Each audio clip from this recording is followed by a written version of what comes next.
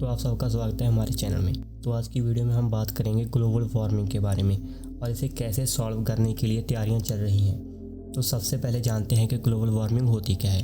तो global warming का मतलब है धरती के ग्लोबल टेम्परेचर में राइज आना। तो इसको सॉल्व कैसे किया जाता है, तो आप देखो, अगर आपके पास कोई ऑब्जेक्ट है जिसका टेम्परेचर बहुत ज़्यादा बढ़ा हुआ है तो आप उसका टेम्परेचर कैसे कम करेंगे?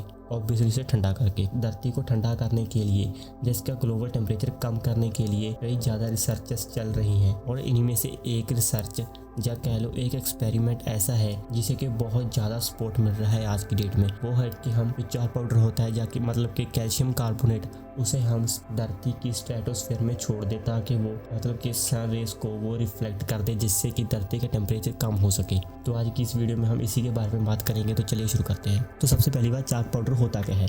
तो मैंने आपको बताया कि चाक पाउडर होता है कैल्शियम कार्बोनेट। अगर इसे पानी में मिक्स कर दिया जाए तो एक एंटासिड की तरह काम करता है, जो कि नॉन टॉक्सिक होता है। मतलब ये ह्यूमन बींग्स को कोई भी हार्म नहीं पहुंचा सकता। कॉमन यूज चाक पाउडर का चाक बनाने किया जाता है या पेपर बनाने के लिए, सीमेंट बनाने के लिए, यहाँ तक कि आपके टूथपेस्ट में भी यूज़ होता है ये चाक पाउडर। तो साइंटिस्ट के पास ये आइडिया आया कहाँ से? हम सबसे पहले इसके बारे में बात करते हैं। माउंट पिनाटोबो, जो कि एक वोल्केनो है या कह सकते हैं कि स्ट्रेटो वोल्केनो है। तो स्ट्रेटो वोल्केनो होता क्या है?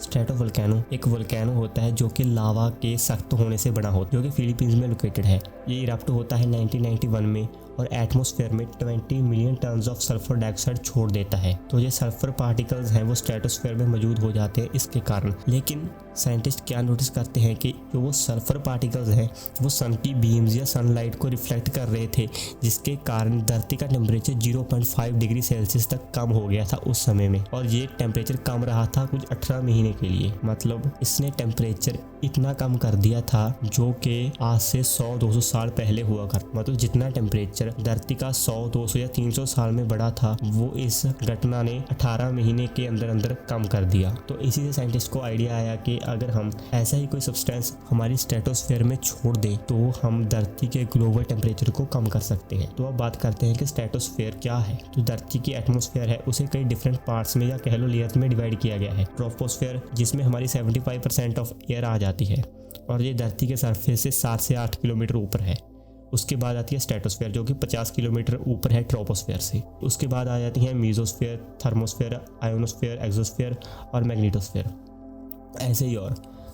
तो स्ट्रेटोस्फेयर सबसे ज़्यादा सुटेबल है इन पार्टिकल्स को छोड़ने के लिए। तो अब बात करते हैं कि कैल्शियम कार्बोनेट ही क्यों। तो उस घटना में जो 1991 में हुई थी तो उसमें सल्फर पार्टिकल थे, लेकिन जो सल्फर पार्टिकल हैं वो ओजोन लेयर को हार्म पहुंचाते हैं। तो इसलिए कैल्शियम कार्बोनेट यूज़ किया जाता है।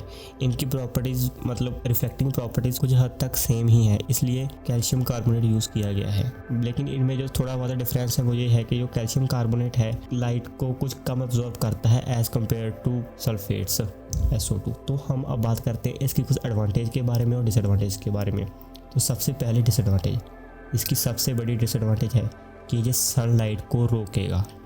एडवांटेज भी और ये डिसएडवांटेज भी है कि सनलाइट को रोकेगा। तो जिन एरियाज़ में सनलाइट की ज़रूरत है, मतलब जहाँ पे फसलें उगाई जाती हैं, फल और फ्रूट या कुछ भी उगाया जाता है, सब्जियाँ उगाई जाती हैं, वहाँ पे सनलाइट की बहुत ज़्यादा ज़रूरत होती है। लेकिन ये उस सनलाइट को ब्लॉक कर देगा, जिसके कारण प्लांट्स को बहुत ज़्यादा डैमेज पहुँच सकता है। और इसकी वजह से जो हमारा रेन का पैटर्न है वो हल्का सा चेंज हो सकता है।